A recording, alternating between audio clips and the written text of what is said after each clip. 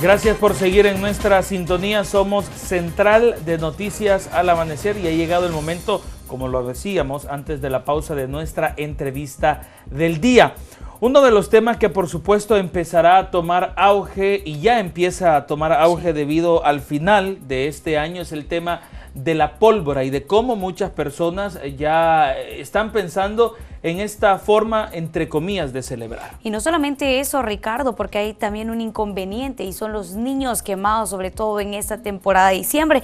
Y ya se encuentra con nosotros Claudia Pintín, médico de Fosalud, para hablar al respecto. Nosotros lo que pretendemos como Central de Noticias es que usted también haga conciencia en la necesidad que cada uno de nosotros ponga de su parte, sobre todo en esta época festiva.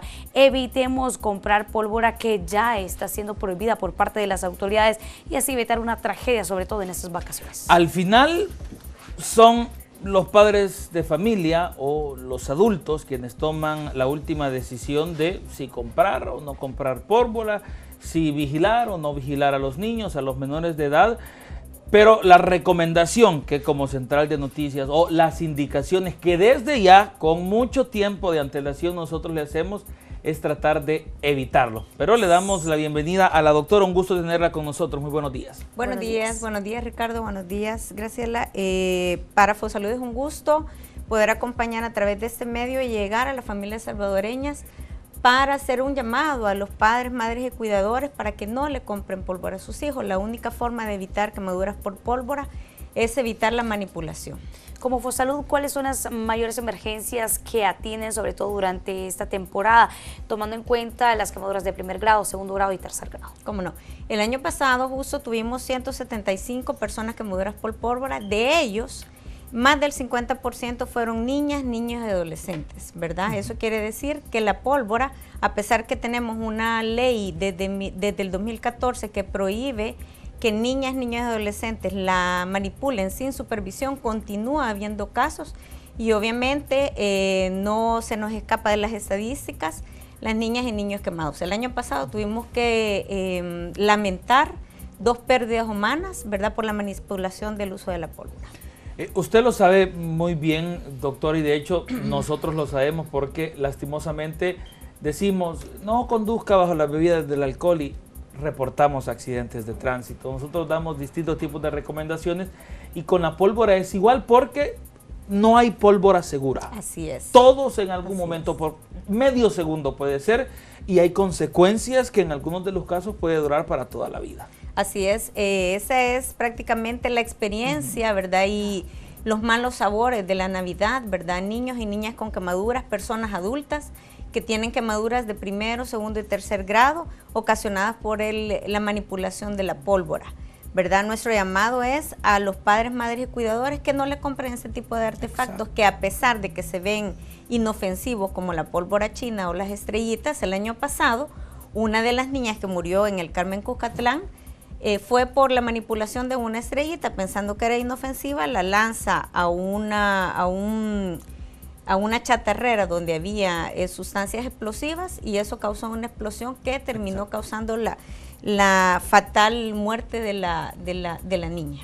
Bien, de pronto estamos hablando acerca de las consecuencias que esto genera a los pequeños, a las familias salvadoreñas, pero también es necesario hablar acerca de las consecuencias que también le generan al Estado, por ejemplo, los gastos que incurre el Estado salvadoreño sobre esa situación. Como no, el año pasado, por lo menos, mucho presupuesto de salud ha sido invertido en atender a estos pacientes con quemaduras, ya que por lo menos el 30% fueron quemaduras de tercer grado y manejados en UCI, ¿verdad?, cuyos costos son altísimos para salud. Con eso se pudieran haber contratado más enfermeras, más personal médico, ¿verdad?, para poder atender a la gran mayoría y no estar atendiendo esas emergencias. Obviamente, nuestra función como salud es atender el daño, pero lo mejor son las medidas preventivas, porque no vale la pena estar lamentando muertes y quemaduras y sobre todo cicatrices que pueden durar para toda la vida.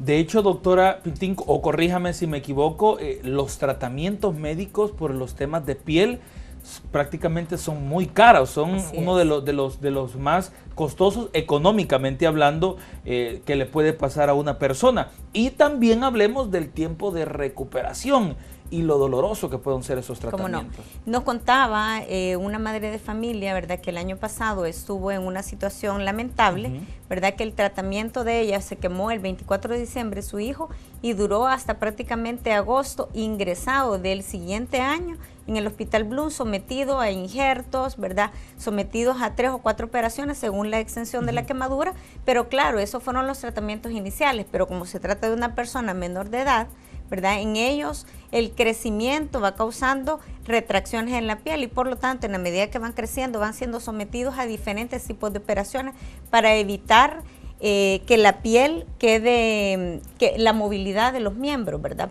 ocasionados por las lesiones a causa de las quemaduras, especialmente en áreas, ¿verdad?, donde tenemos flexión de las articulaciones. Hablemos un poco de lo que se puede hacer en el caso de que por cualquier situación de la vida o cualquier situación del destino nosotros lleguemos a resultar con quemaduras, porque lo primero que hay que hacer es atender a la persona y luego llevarla a un centro asistencial. Como no, en nuestro medio circulan como muchos mitos de cómo debe tratarse una quemadura. Por ejemplo, ponerle tomate, pasta de dientes, rinzo, café, ¿verdad? Y todo tipo de sustancias de índole casero que pueden ocasionar más daño y mayor riesgo de infección, ¿verdad? Le solicitamos a la población que ante una quemadura no podemos distinguir de qué grado, primero, segundo o tercero, ¿verdad? Sin embargo, lo primero es echar agua al tiempo y consultar al centro de salud más cercano. De repente, doctora, tenemos aquellos que tenemos la costumbre en el botiquín de nuestro hogar algunas pomadas o algunos ungüentos que son de uso de la piel. ¿Los recomendamos? Porque digo, no es algo como hemos escuchado de algo fresco como lechuga o pasta, sino que son ungüentos que venden en una farmacia. En ese mismo punto le iba a mencionar, porque hay personas que todavía guardan la costumbre de colocar un poco de pasta de dientes, de partir un tomate, ponerle lechuga y utilizan diferentes instrumentos que lo que hacen al final es, por decirlo así, empeorar la situación. Como no, ese tipo de sustancias en las pomadas de índole médico pueden ser utilizadas, pero son en quemaduras de primer grado. Ya el manejo de quemaduras con la pápula, ¿verdad?, con la ampolla, ya es un manejo diferente que debe ser visto por personal médico. El uso de tomates, lechugas, pasta de dientes es un mito y debe ser una costumbre que debe ser eliminada, ¿verdad?, para el tratamiento de las quemaduras. ¿Qué le parece, doctora, si en un par de minutos detallamos cómo poder identificar si es una quemada de tipo 1 o de tipo 2? ¿Cómo no? Me parece. Bien. Bueno, las quemaduras de primer grado, ¿verdad?, son aquellas quemaduras en donde vemos solamente un enrojecimiento de la piel. La quemadura de segundo grado ya vemos una ampolla, ¿verdad? Y la quemadura de tercer grado, obviamente lo que vamos a ver ya no es el levantamiento de la ampolla o de la pápula, sino que vamos a ver un tejido blanquecino. Y eso quiere decir que la quemadura, la profundidad de la quemadura ha sido bastante profunda y ha ocasionado prácticamente el daño de la capa superficial de la piel. ¿Cuánto sería el tiempo de recuperación de una persona que habría sufrido quemaduras de segundo o tercer grado? Bueno, las quemaduras de tercer grado generalmente son quirúrgicas, ¿verdad? Es necesario para poder sanarlas, colocar una cirugía, ¿verdad? Colocarle piel no dañada de otro sitio, quiere decir un injerto, y la quemadura de segundo grado pues puede sanar, depende de la idiosincrasia de cada persona, algunas semanas o meses. Sabemos que la misión, exactamente, sabemos, doctora, que la misión del Fondo Solidario de Salud también es el tema de la prevención, el tema de la educación, el tema de las campañas. Vemos enormes banners en las principales carreteras, vemos también anuncios de televisión con el objetivo de decirle a la gente, miren, tengamos precaución, tengamos cuidado. Vamos a hablar de estos mecanismos de educación y de prevención que Fosalud tiene, pero debemos hacer una pausa y al regresar nosotros continuamos con el tema.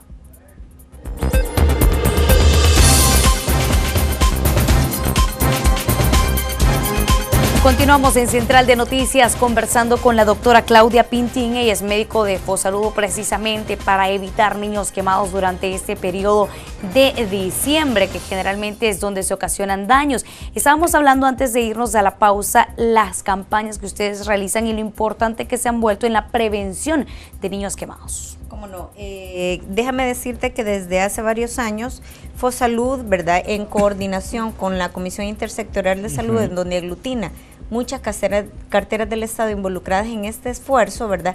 Hemos lanzado primeramente una pre-campaña que inauguramos junto con el Ministerio de Educación en centros escolares, en donde le llegamos a las niñas, niños y adolescentes, aproximadamente 1.2 millones, ¿verdad?, de niños, niñas y adolescentes con ese contenido preventivo, ¿verdad? Haciendo conciencia y esperando que ellos no demanden el consumo de la pólvora.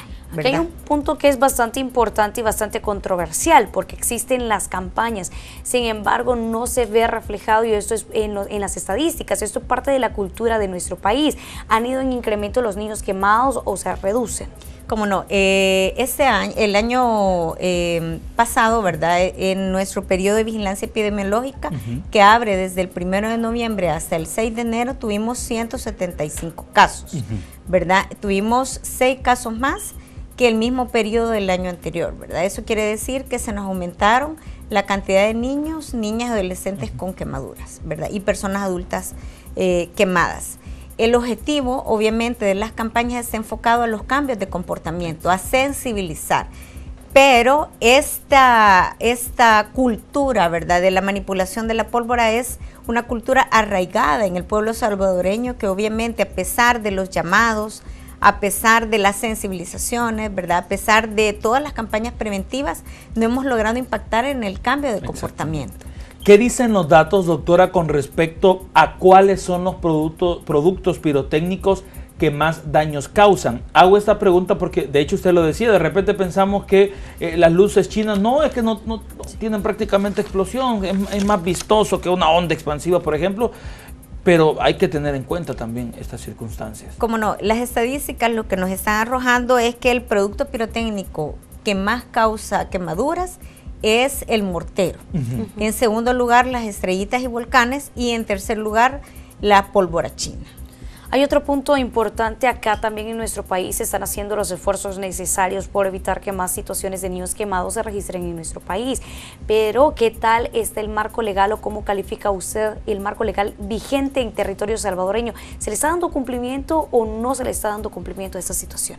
Como no, en el año 2014 la Asamblea Legislativa aprueba la ley para el control, la regulación y control de las sustancias relativas a la pirotecnia, ¿verdad? En donde no existe una prohibición total para que niños, niñas y adolescentes consuman o quemen pólvora, ¿verdad? Sino que deben hacerlo con supervisión. Lo que a nosotros nos llama la atención es que las estadísticas nos están diciendo que los niños y niñas se queman a pesar de estar con supervisión. Eso quiere decir que la ley se nos ha quedado corta, ¿verdad? Se nos ha quedado corta porque a pesar de que los papás, ¿verdad?, y las mamás están con los niños continúan con quemaduras, ¿verdad? Eso quiere decir que la única forma de no tener personas menores de edad quemadas es que no toquen pólvora. Ahora, otro de las circunstancias, y yo lo digo a manera también de comentario muy personal, es de repente como algunos productos como los fulminantes, los silbadores, los morteros de alta potencia, de forma clandestina, por supuesto, pero continúan en el mercado. Y eso también se vuelve en una situación que, como usted lo decía, las autoridades deben, y nosotros también como ciudadanía debemos estar controlando, porque a pesar de que son prohibidos, continúan clandestinamente siendo vendidos. Como no, sobre todo están siendo fabricados en aquellas cueterías clandestinas que no cuentan con los permisos regulatorios otorgados por la PNC, Ministerio de Defensa y Cuerpo de Bomberos, ¿verdad? Con la ley quizás tuvimos pasos importantes como prohibir la permanencia de niños, niñas y adolescentes en todo aquel proceso de fabricación, distribución, almacenaje de sustancias pirotécnicas. Sin embargo, todas estas leyes sí se cumplen en aquellas cueterías que son autorizadas, claro, que cuentan con las autorizaciones y con las licencias para todo el proceso de fabricación y control. Claro. Pero se nos escapan de las manos aquellas cueterías clandestinas y ya tuvimos, ¿verdad?, en los meses recién pasados, una cuetería clandestina en Ciudad Delgado, en donde en el primer nivel, ¿verdad?, había almacenaje de sustancias pirotecnias, y en el segundo nivel había una casa de habitación en donde había incluso un lactante, ¿verdad?, que estaba viviendo prácticamente ahí.